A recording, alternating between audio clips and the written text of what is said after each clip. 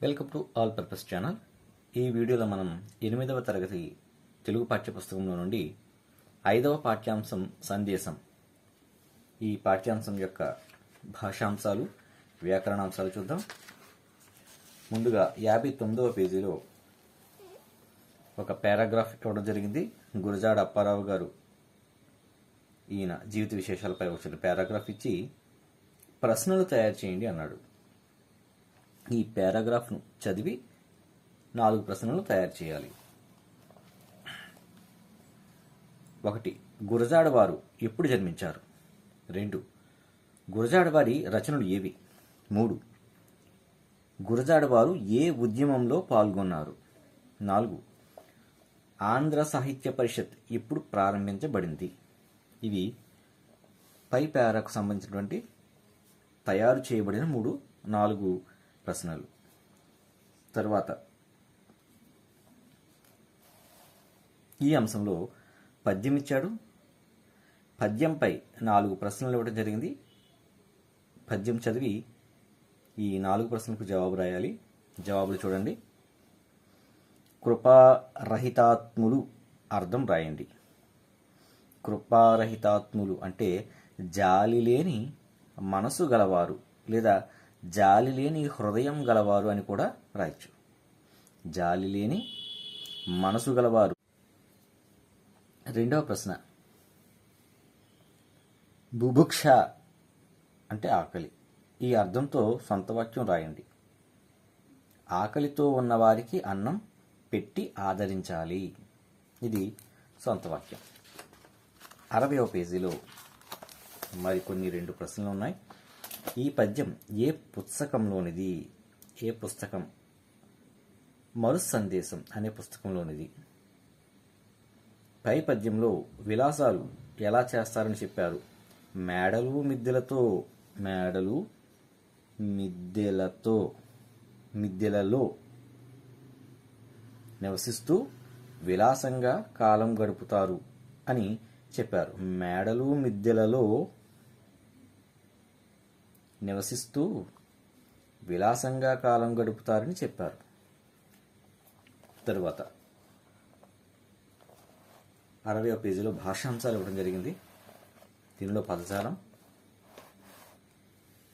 గీత గీసిన పదాలకి అర్థం రాసి వాటితో సొంత వాక్యం రాయాలి.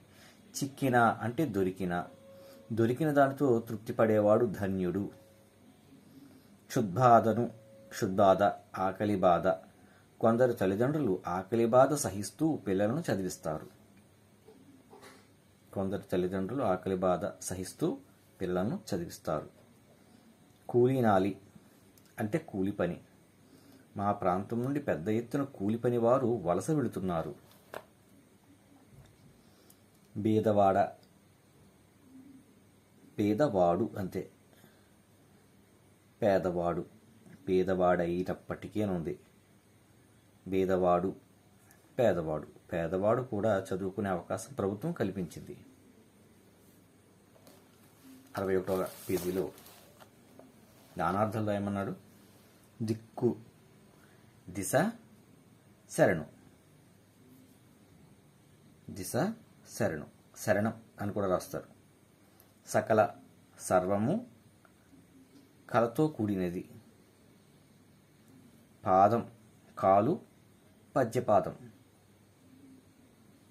దేశం, రాజ్యము, ప్రదేశము. పర్యాయ పదాలు రాయమన్నాడు. నృపాలుడు, పాలకుడు, పరిపాలకుడు, రాజు. శివుడు, రుద్రుడు, శంకరుడు, ఈశ్వరుడు. మనుజుడు, నరుడు, మానవుడు, మనిషి. మేను, శరీరము, కాయం, దేహం, తనువు. ఇవి పర్యాయ పదాలు. పైన చెప్పుకున్నవి నానార్థాలు.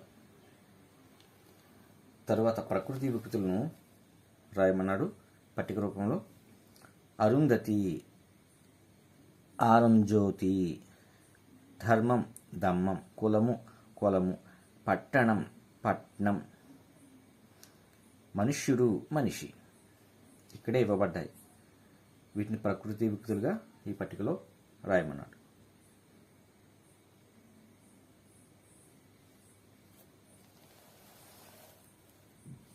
ఇక్కడ కింది పదాల అర్థాల క్రమసంఖ్యను ఆధారంగా పాఠంలో పద్యం రాయండి అన్నాడు. దీనిలో మొదట ఇక్కడ అతని యొక్క అనుంది, రెక్కల యొక్క అనుంది. ఈ పద్యాన్ని వెనకాల రాయడం జరిగింది పాఠ్యాంశంలోని. వాని రెక్కల కష్టంబు లేని నాడు సస్యరమ పండి పులకింప సంశయించు. ఈ పద్యాన్ని ఇక్కడ రాయాల్సి ఉంది.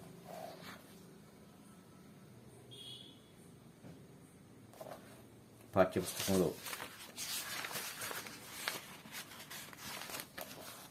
56వ పేజీలో 4వ పద్యం.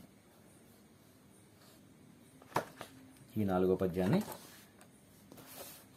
62వ పేజీలో రాయాల్సి ఉంది.